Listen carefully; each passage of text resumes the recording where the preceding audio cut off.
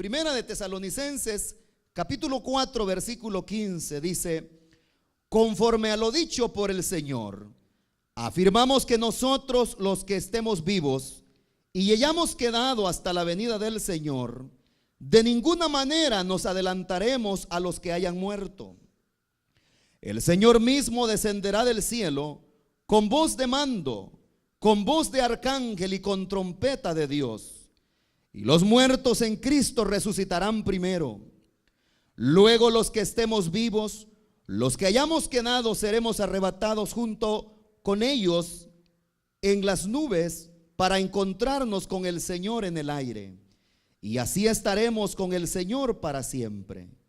Por lo tanto, anímense unos a otros con estas palabras. Y es que hoy vamos a continuar con el estudio del tema, el rapto de la iglesia, en su segunda parte. El rapto de la iglesia o el arrebatamiento de la iglesia es la doctrina bíblica que nos enseña sobre la desaparición súbita de la iglesia, la cual será llevada por el Señor Jesucristo a su gloria eterna, que en la Biblia se nos presenta como un acontecimiento inminente. ¿Qué quiere decir esa palabra inminente? Inminente es algo que amenaza con suceder de inmediato. Eso significa la palabra inminente. Algo que está ya en gestación, que puede suceder en cualquier instante, en cualquier momento. Vamos a ver, en primer lugar, en base a estos versículos que acabamos de leer, algunos detalles sobre el rapto de la iglesia. Y en primer lugar, en el versículo 16 se nos habla que será el Señor mismo el que habrá de venir para arrebatar a su iglesia, para llevar a su pueblo. De tal manera que este acontecimiento el Señor no lo va a delegar a nadie. Él no va a mandar a sus ángeles, no va a mandar, como en el caso de Lot, por ejemplo, que en el caso de Lot él mandó ángeles para que le advirtieran a Lot, y prácticamente lo obligaron a salir a Lot de las ciudades de Sodoma y Gomorra. Pero el rapto de la iglesia, debido a que la iglesia es la prometida de Cristo, será él mismo personalmente que habrá de venir para llevarnos. Los muertos en Cristo habrán de resucitar. Eso es lo que dice. Y los muertos en Cristo resucitarán primero, dice. Ahora, los creyentes que estén con vida cuando el rapto suceda serán arrebatados juntamente con aquellos que resuciten de sus tumbas. Dice que los que estemos con vida seremos arrebatados también juntamente con los que hayan resucitado. Y otro detalle más que podemos ver en el versículo 17 es que nos reuniremos con el Señor. ¿Dónde? En el aire o en las nubes, como usted quiera. Es lo mismo. En el aire, de tal manera que el Señor no va a pisar tierra. Él no habrá de venir. Eso sucederá hasta la segunda venida de Cristo, que será después de la gran tribulación. Pero en el rapto el Señor no va a venir a caminar sobre esta tierra. Nos reuniremos con Él, dice el apóstol Pablo, en el aire. Eso dice versículo 17. Luego los que estemos vivos, los que hayamos quedado, seremos arrebatados junto con ellos en las nubes para encontrarnos con el Señor en el aire. Y así estaremos, dice, para siempre con el Señor. ¿Cómo es que va a suceder eso? Porque hay personas que se hacen esa pregunta, aún hasta cristianos, dicen: ¿y cómo es que va a suceder el rapto? O sea, ¿cómo va a ser el proceso? ¿Cómo va a ser ese fenómeno? ¿Cómo se va a desarrollar? Bueno, aquí el apóstol Pablo, en el capítulo 15, versículos 52 y 53 de Primera de Corintios, nos dice cómo va a suceder eso. Y dice: en un instante, en un abrir y cerrar de ojos, al toque final de la trompeta. Pues sonará la trompeta y los muertos resucitarán con un cuerpo incorruptible. Y nosotros seremos transformados, porque lo corruptible tiene que revestirse de lo incorruptible y lo mortal de inmortalidad. Y en primer lugar dice que será en un instante. Un instante puede durar media hora, un instante puede durar 15 minutos, un instante puede durar 5 minutos. Pero viene Pablo y dice que será en un abrir y cerrar de ojos. Ahí está más haciéndose más específico Pablo. Porque fíjese que en otras palabras es como un parpadear. Ni cuenta nos damos nosotros cuando parpadeamos. Y por ejemplo, los expertos en eso, en oftalmología, dice que, bueno, ellos dicen que uno parpadea unas 20,000 veces al día, dice.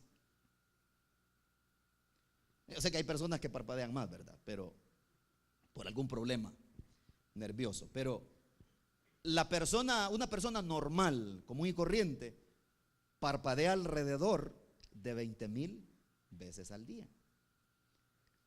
Y ellos mismos dicen que un parpadeo dura, dicen ellos, de 1 a 6 milésimas de segundo. Eso dura un parpadeo. O sea, ni siquiera un segundo. Entonces Pablo dice que será en un abrir, en un parpadear. Eso solo mi Dios lo puede hacer, hermanos. De hacer semejante obra, un milagro de transformación en su pueblo y saber que son millones, hermanos, que habrán de ser transformados y que habrán de ser resucitados. Dice además que eso sucederá, dice, al toque final de la trompeta. La trompeta era usada en el antiguo tiempo para manejar o para dirigir a los ejércitos. De tal manera que el capitán general de un ejército siempre andaba con él un trompetista. Porque cuando él tomaba una decisión, ya sea la decisión de atacar o la decisión de salir en retirada, era el trompetista el que tocaba. De tal manera entonces que tocar para atacar era un tipo de sonido. Tocar la trompeta para retirarse era otro tipo de sonido. Entonces dice que sonará la trompeta. Y además dice que los muertos, dice, resucitarán con un cuerpo incorruptible. Y es que cuando una persona es sepultada, ya sea que murió accidentalmente, ya sea que murió debido a una enfermedad incurable y hasta contagiosa, eso quiere decir que esa persona quizás murió y fue enterrada o sepultada en las peores condiciones, hablando físicamente. Murió y fue sepultada quizás irreconocible, porque tal vez fue una persona que durante en vida fue una persona muy gruesa, ¿verdad? Fue una persona gordita, como decimos comúnmente, o gordito. Pero resulta que cuando esa persona muere después de una prolongada enfermedad, dice uno, bueno, qué flaquito, irreconocible murió fulano o fulana. Una de las cosas que suceden cuando una persona muere es que al ser sepultada y después de ciertas horas, el cuerpo físico comienza a descomponerse.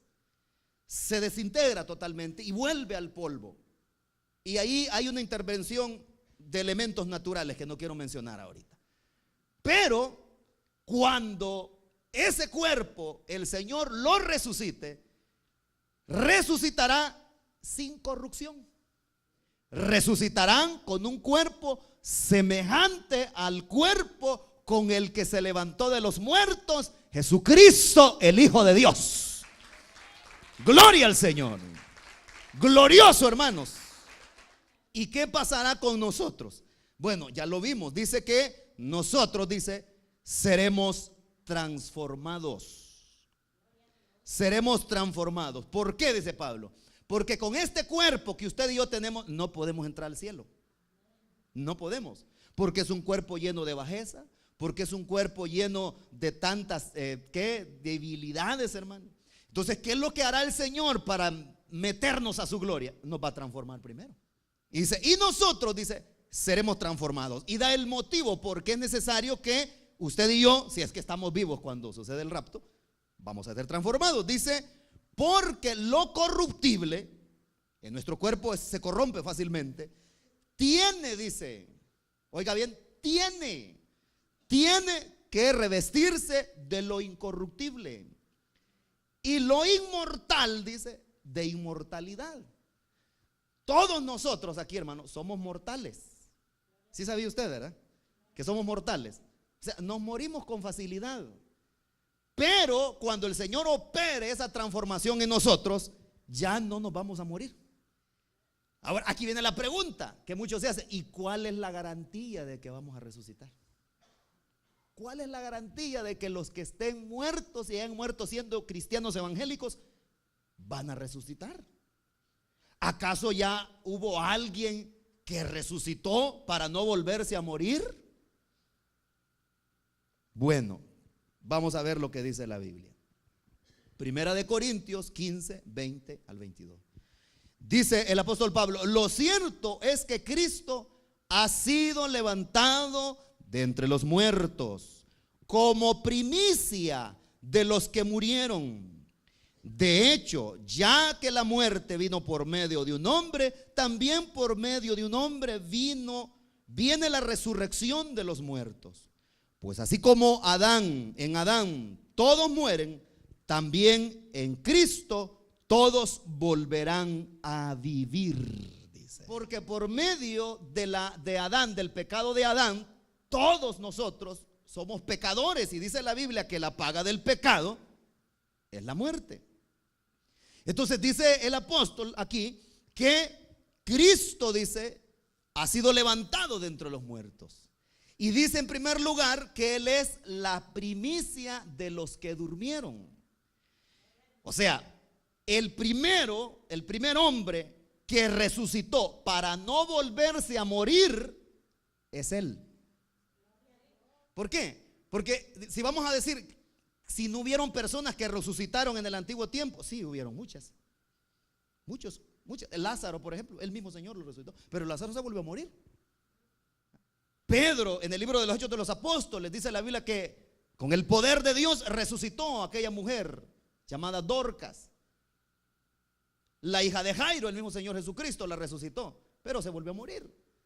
Pero Jesucristo muere, y cuando resucita ya no se volvió a morir, y Él vive y permanece para siempre. La muerte ya no se enseñorea más de Él. Entonces lo mismo habrá de suceder con aquellos que hayan muerto en Cristo Jesús. Romanos 8:11. Dice también el apóstol: y si el espíritu de aquel que levantó a Jesús de entre los muertos vive en ustedes, el mismo que levantó a Cristo de entre los muertos también dará vida a sus cuerpos mortales por medio de su espíritu que vive en ustedes, dice. Pablo dice, la garantía es, dice, de que si el espíritu de aquel que levantó de los muertos a Jesús, ¿cuál espíritu? El espíritu de Dios. Si ese espíritu, dice, vive en ustedes, los creyentes, ese mismo espíritu que levantó de los muertos a Jesús también les dará vida a sus cuerpos, aunque sean cuerpos mortales. ¿Cómo lo hará? Dice, por medio de su espíritu que vive en vosotros, dice. Otra prueba más. Dice, dichosos, dice, y santos los que tienen parte en la primera resurrección. La segunda muerte no tiene poder sobre ellos, sino que serán sacerdotes de Dios y de Cristo, y reinarán con Él 1000 años, dice. Dice la Biblia que la primera resurrección, el primer hombre que resucitó para no volverse a morir, es Cristo Jesús, porque Él es la primicia. Nadie puede ser primero que Él. Él es primero en todo. Pero de ahí, en segundo lugar, vienen aquellos que murieron siendo creyentes. De tal manera que esa es la primera resurrección. Porque habrá una segunda resurrección. Pero la primera resurrección, dice aquí Registra Juan en Apocalipsis. Dice que dichosos, dice, y santos, dice, los que tienen parte en la primera resurrección. O sea, es una dicha, es un privilegio. Será un privilegio para aquellos que hayan dormido en Cristo, porque serán los primeros que van a resucitar.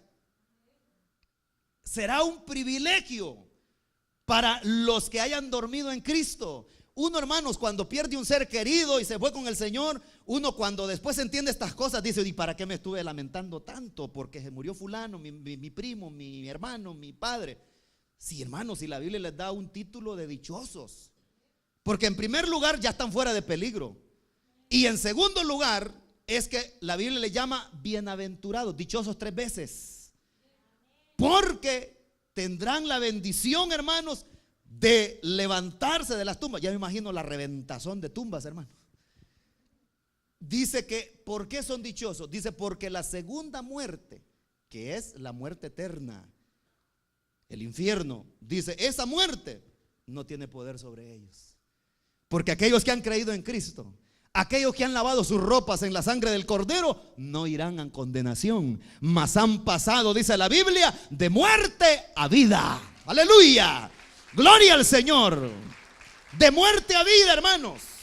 Por eso vale la pena, hermanos, no andar coqueteando con el pecado. Por eso vale la pena, hermanos, no andar ahí haciéndole ojitos al mundo, al pecado, a la vanidad, hermanos. Si es que nosotros, el Señor nos ha dado una posición que, como dice Pablo en los Efesios, nos ha sentado en los lugares celestiales con Cristo Jesús.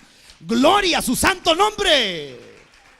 Hermanos, ¿no cree usted que vale la pena serle fiel al Señor, aunque sea ya a partir del 2014? Ahora, los creyentes que estén con vida, lo habíamos dejado en capítulo, ¿verdad? Porque nos concentramos en los que habían muerto en Cristo. Los creyentes que estén con vida, cuando suceda el rapto, experimentarán la glorificación de sus cuerpos y recibirán uno semejante al de los resucitados. En otras palabras, como dije hace un momento, recibirán un cuerpo semejante al del Hijo de Dios. Y eso es lo que dice el apóstol Pablo en Filipenses 3:21. Dice: Él transformará nuestro cuerpo miserable para que sea como su cuerpo glorioso, mediante el poder con que somete a sí mismo todas las cosas, dice. Mire el nombre que le da esta traducción al cuerpo nuestro. Es un cuerpo miserable, hermanos. Es un cuerpo que se cansa. Es un cuerpo achacoso, mañoso, como dijo alguien. ¿Qué otro calificativo se le puede dar que un cuerpo miserable? Pero dice que el Señor habrá de transformarlo. Y no solo va a transformar nuestro cuerpo, hablando en el sentido de figura, sino que también transformará nuestro carácter. Porque tendremos el carácter a la perfección semejante al del Hijo de Dios. Cada uno de nosotros tenemos diferentes caracteres, ¿no? Unos contentos, amables, otros bien bravos, como que solo escorpiones comen, otros como que comen hormigas de esas bravas. Pero cuando el Señor nos resucite o nos transforme, si es que estemos vivos, tendremos un carácter semejante al del Hijo de Dios. Bendito el Señor para siempre. ¿Cómo lo va a hacer? Dice que lo va a hacer con el mismo poder con que el Señor somete todas las cosas a su autoridad. Usted sabe que en este universo, hermanos, todas las cosas están subyugadas y gobernadas por el Señor. Las galaxias, el sistema planetario, el sistema solar, todo está gobernado por el Señor, porque en eso consiste su providencia. Todo. Y nada sucede. Dice la Biblia que a las estrellas llama por su nombre, dice. Todo lo sabe y todo tiene control sobre todo el Señor. ¿Cómo lo hace? Bueno, lo hace porque tiene todo poder. Con ese poder con que somete todas las cosas en el universo y a los ángeles y a las potestades, las somete con ese mismo poder, nos habrá también de transformar a nosotros. Gloria al Señor. Si más parece un cuento de fantasía esto, hermano. Por eso hay personas que no creen y dicen: dice, tanto así, y no creen. Dicen, eso parece más cuento de hadas, dicen. Pues no es un cuento, fíjese. Es la verdad. ¿Usted le cree al Señor?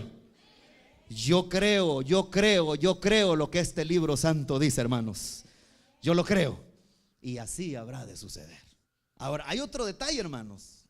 No es un detalle chiquito, es un detallote. Y es que fíjese que también nosotros podemos ver a la luz de la Escritura de que cuando la iglesia sea raptada o arrebatada a los cielos, hay un personaje que está en esta tierra desde el día del Pentecostés. Vino para quedarse con su iglesia. Y ese es el Espíritu Santo. Ese personaje, el Señor Jesucristo dijo que habría de venir para guiarnos a toda la verdad y a toda la justicia.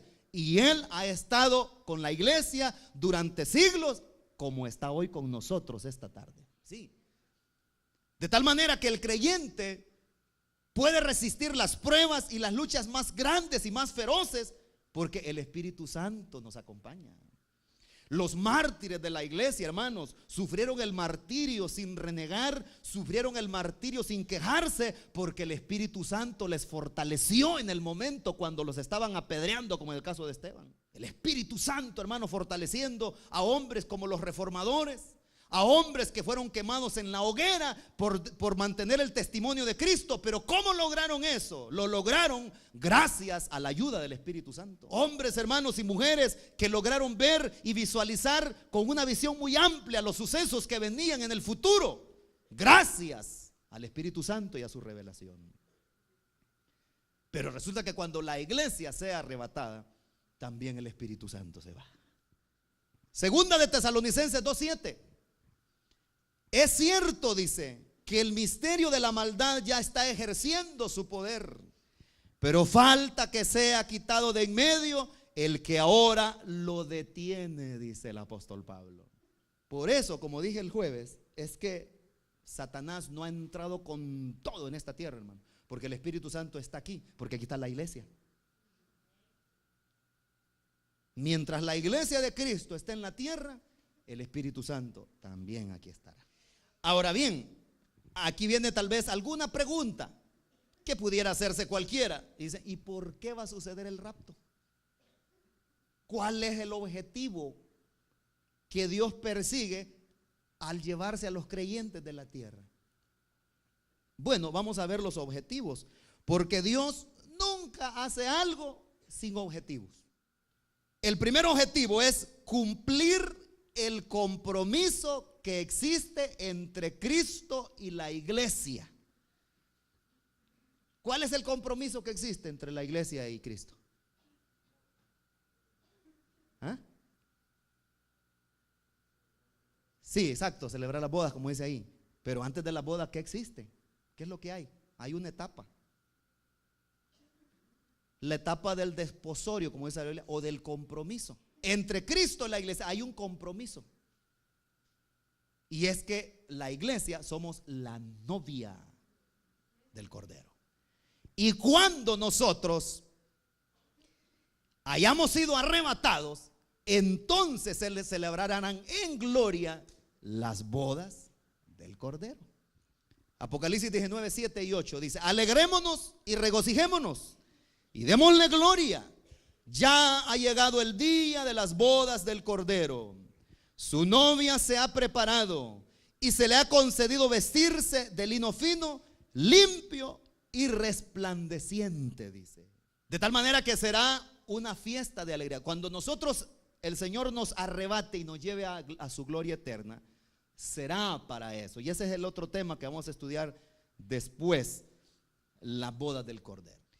El segundo objetivo que el Señor persigue al arrebatar a su pueblo es el de librar a su iglesia de la gran tribulación, que prácticamente el periodo de gran tribulación comenzará justamente después que la iglesia sea levantada.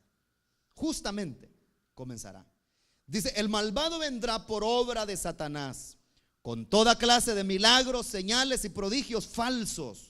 Con toda perversidad engañará a los que se pierden por haberse negado a amar la verdad y así ser salvos. Por eso Dios permite que, por el poder del engaño, crean a la mentira. Este individuo, hermanos, como alguien dijo, es el engendro mismo de Satanás. Hay personajes en la Biblia, hermanos, y hay historias donde se nos habla acerca de posesiones, por ejemplo, posesiones demoníacas. Pero hay un caso, un solo caso en la Biblia, donde se nos muestra de alguien que no fueron demonios que entraron en él, sino el mismo diablo. Y que el Señor lo reprenda esta tarde. Y es el caso de Judas. No sé si usted ha leído ya esa porción, cuando dice en la Biblia que el Señor le da el pan. Y cuando hubo, dice, comido el bocado, dice, Satanás entró en él, dice. Es el único personaje que se nos muestra en la Biblia donde la Biblia asegura de que no fue un demonio, sino que fue el mismo diablo que entró en él. De tal manera entonces que lo mismo habrá de suceder con la bestia. O sea, será el engendro mismo de Satanás. Entonces, él vendrá por obra de Satanás y vendrá con toda clase de milagros y de prodigios mentirosos y con toda perversidad de engaños, dice, engañará a los que se pierden, por supuesto, porque aborrecieron la verdad. Y como aborrecen la verdad, mire, la gente que aborrece la verdad termina por amar la mentira. Sí, así es. La gente que aborrece lo bueno, llega un momento en que termina abrazando lo malo. Vamos a ver algunas características del rapto. En primer lugar, los incrédulos no tendrán el privilegio de presenciar este fenómeno sobrenatural. O sea, no será visible al mundo, pues. Usted no me va a dejar mentir que a diario salen noticias, hermanos, que uno dice, wow, qué barbaridad, de accidentes de tránsito, accidentes aéreos, que justamente cuando sucedieron siempre había alguien que tomó el video. ¿Sí o no?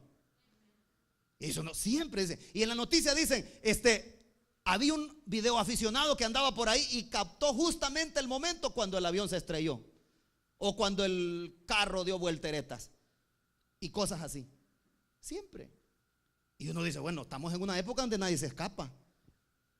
Ya nada se puede hacer en secreto, ni siquiera un accidente de tránsito, si hay alguien que lo capta en video, en cámara, y lo ponen en la televisión.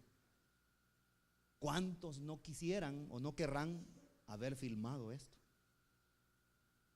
Pero no será visible. ¿A quién le va a quedar chance de manos de un abrir y cerrar de ojos, sacar la cámara, encenderla y poner a comenzar a filmar? No, porque no será un espectáculo. El Señor no está haciendo, no hará esto con el objetivo de dar un espectáculo al mundo. No, el problema va a ser cuando la gente empiece a ver de que mucha gente ha desaparecido. Y saldrán en las noticias. Eso de los flyers, hermanos, que sacan acerca del rapto de la iglesia no es mentira, sucederá. De la gente que en las noticias dirán, mucha gente ha desaparecido. A muchas personas le falta un pariente, le faltan dos parientes. En algunos casos, familias enteras desaparecerán. Y la gente dirá, ¿y qué fue? Y como dice una alabanza, dice que la gente dirá, fueron los ovnis. Los platillos voladores se los llevaron. No. Y la gente buscará a sus parientes. Y los hijos buscarán a sus padres. Y los padres buscarán a sus hijos. Y las madres buscarán a sus hijas. Y la gente va a decir, vamos a las iglesias, y ahí donde se congregaban ellos, vacío, hermano. Domingo por la tarde, a las 2 de la tarde, nada. A las 3 de la tarde, nada. Domingo por la mañana, sí, habrán algunos que como andaban despistados y como solamente eran simpatizantes del evangelio, llegarán también pensando que había culto ese día. Y nada, hermano. Y llegarán, decían, bueno, sí, tengo 3 meses, 4 meses de venir a la iglesia, y hoy que vine quizás ya se mudó la iglesia, están haciendo el servicio en otro lado, van a decir, ¿qué, hombre? Sí, vamos a tener un gran culto allá en el cielo. Gloria al Señor. Entonces no se va a poder filmar, no se le va a poder tomar fotos. Mire lo que dice el Señor en Primera de Tesalonicenses, a través de Pablo 5:2. Porque ya saben que el día del Señor llegará como ladrón en la noche, dice. Esa palabra, como ladrón, se repite muchas veces en la Escritura, hermanos. Como ladrón en la noche. Pero oiga bien, hermanos, no es que el Señor sea un ladrón. Dice como ladrón, que no es lo mismo. Porque el Señor, mire, un ladrón no llega a traer lo que le pertenece, llega a buscar algo que no es de él. Pero el Señor no viene a traer, a llevar algo que no le pertenece. Él ya nos compró en la cruz del Calvario, hermanos. Sí, fuimos redimidos y comprados por su sangre preciosa. Él viene a traer lo suyo. Y en Apocalipsis 16:15 dice, cuidado, dice, vengo como ladrón. Dichoso el que se mantenga despierto con su ropa a la mano, no sea que ande desnudo y sufra vergüenza por su desnudez. Lo que el Señor habla ahí de nuevo, en primer lugar dice, cuidado, dice, es una advertencia con signos de admiración. Cuidado, dice el Señor. Vengo pronto, dice. Y dice, dichoso, dice, el que se mantenga despierto. El Señor está refiriéndose al estar despierto espiritualmente, porque el mundo en el que nosotros vivimos, hermanos, es un mundo que fácilmente nos adormece con todo lo que ofrece. Diga usted que no. Claro que sí. Hermanos, fácilmente. Hay personas, hermanos, que andan embobadas con las cosas del mundo. Y por eso ni se congregan casi. Porque andan embebidos en sus cosas. Andan embebidos, hermanos, en sus relaciones. Andan embebidos en sus juegos. Andan embebidos en sus trabajos, hermanos. Pero bien dormidos están. Otra característica, será inesperado. O sea, esto indica que sucederá sin fecha ni hora. Hermanos, a lo largo de estos últimos años se han levantado personas diciendo que el Señor va a venir el 21 de mayo, dijeron del 2011 o 2012, parece que fue. De ahí el Señor dijo que había hecho, el Señor que dijo eso, dijo, es que la operación matemática me salió mal, dijo, pero ya la tengo, dijo, buena, dijo, ya la corregí, dijo, iba a ser tal fecha, dijo, en diciembre del año pasado, hace un año, me acuerdo que dijo que iba a venir el Señor. El Señor está loco. Si la Biblia dice una y otra vez que nadie sabe el día ni la hora, ni el más físico y matemático que quiera sacar la fecha, no le va a salir nada. En Mateo 25:13 dice, por tanto, agregó Jesús, manténganse despiertos porque no saben ni el día ni la hora. Nadie sabe, hermanos. Será inesperado. El consejo único que el Señor da es que nos mantengamos vigilantes. Y dice, estén alerta, vigilen, porque ustedes no saben cuándo llegará ese momento, dice. El Señor está diciendo que ninguno de ningún cristiano, ninguno de su pueblo sabe ni sabrá. Solo el Señor dice, estén alertas y vigilen, dice nomás. Señor, ¿cuándo vas a venir? ¿Cuándo vas a regresar? Dice, Señor, no sé. Lo único consejo que les doy es que vigilen y se mantengan alertas. Algo más. Y es que Jesucristo en la Biblia una y otra vez nos dice que viene a levantar a sus escogidos.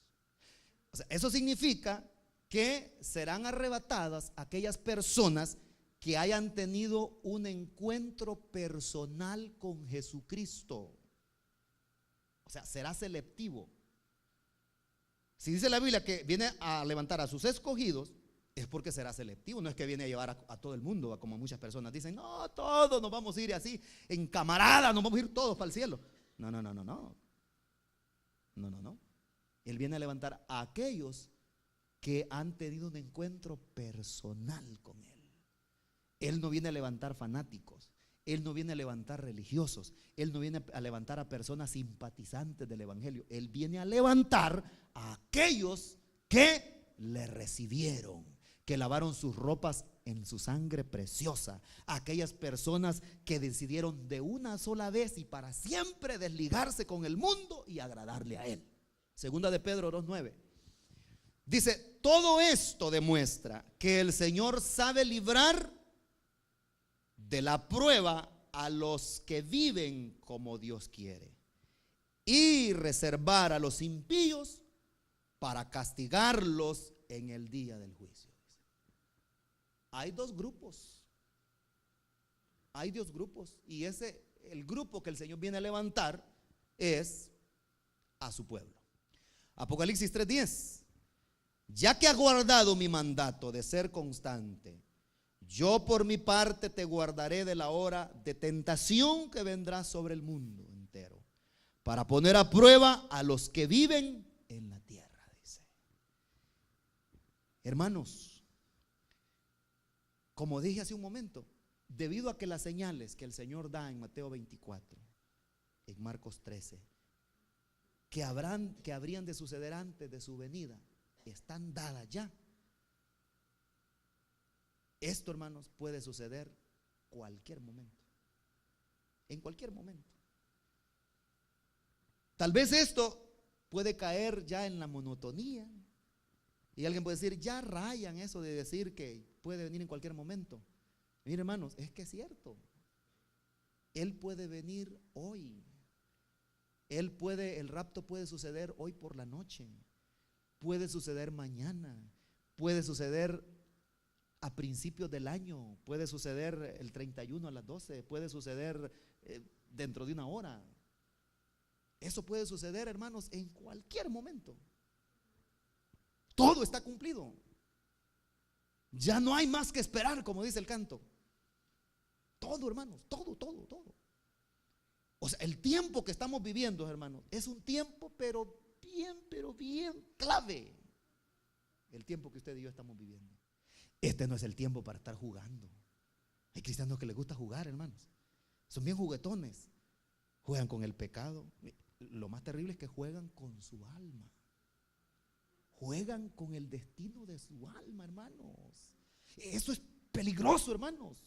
Peligrosísimo. Jugar con el alma. Tener una vida tan frívola, tener una vida tan marchita, tener una vida, hermanos, que tal vez para las cosas mundanas se tiene tanto conocimiento, pero acerca de las cosas de Dios son personas nulas, que no saben nada acerca de las cosas de Dios, no saben nada acerca de las cuestiones bíblicas, tienen un cero en doctrina, hermanos, un cero en conocimiento de la palabra de Dios, no están al día de las noticias del cielo. Eso es terrible, hermanos. Eso es estar en una miseria. Miseria, hermanos. Pero quiera Dios que Él nos concede la bendición, nos conceda la dicha, hermanos, de este año no hacer las cosas como normalmente mucha gente hace. No, dicen 2014, dicen, así dijeron en el 2013, me voy a componer, dicen, hoy voy a ser distinto, hoy voy a cambiar, dicen, hoy voy a buscar al Señor de verdad, hoy le voy con todo al diablo, me voy con patada al pecho al Satanás, dicen, yo me voy a levantar. Y apenas dicen esas palabras cuando caen otra vez, porque no se consagran de una vez. Así hay hombres y hay mujeres que no hay consagración. Lo que hay es juego, lo que hay es distracción. Hermanos, no seamos así. Si el Señor está a las puertas, el Señor viene. Oiga bien lo que digo, el Señor viene. Está viniendo, hermanos. Está viniendo. Hay un canto que me llena de inspiración, que dicen que el cielo, dice, sus calles de oro prepara ya, y que sus pórticos engalanados, listos ya están. Dicen que un ángel muy presuroso y con mucho afán prepara el libro donde el maestro habrá de llamar, dice. Hermanos amados, pronto habrá de suceder.